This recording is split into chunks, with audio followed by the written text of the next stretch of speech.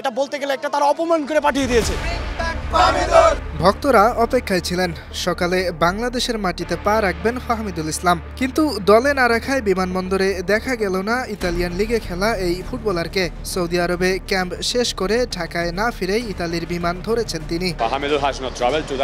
18 বছর বয়সী ফাহমিদুলকে দলে না রাখার ব্যাখ্যায় বাংলাদেশের কোচ হাবিয়ে কাবরেরা বলেছেন, তার বয়স কম হওয়ায় দলের সাথে মানিয়ে নিতে সময় লাগবে। কোচের পরিকল্পনা অনুযায়ী ফাহমিদুল সন্তুষ্ট করতে পারেননি। তবে কোচের এ ঘোষণা মানতে নারাজ ভক্তরা। ফাহমিদুলকে দলে অন্তর্ভুক্তি না করায় ফুঁসে উঠেছেন তারা। ফাহমিদুলের মতো একটা প্লেয়ারে এটা বলতে গেলে একটা তারা অপমান করে পাঠিয়ে দিয়েছে। এটা তারা যত ইস্যু দেখায়, ফাহমিদুলের অন্তর্ভুক্ত না হওয়া আমরা ভালোভাবে দেখতেছি না। অযথা কারণে ডিসিপ্লিনের মতো একটা ইস্যু দেখে তাকে বাদ দেওয়া হয়েছে।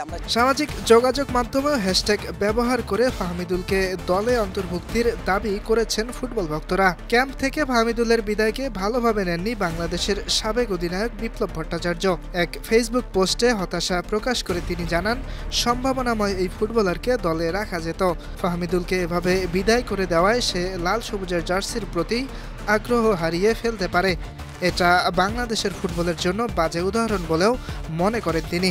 ফাহমিদুল যতক্ষণ না আসবে আমরা আমাদের আন্দোলন।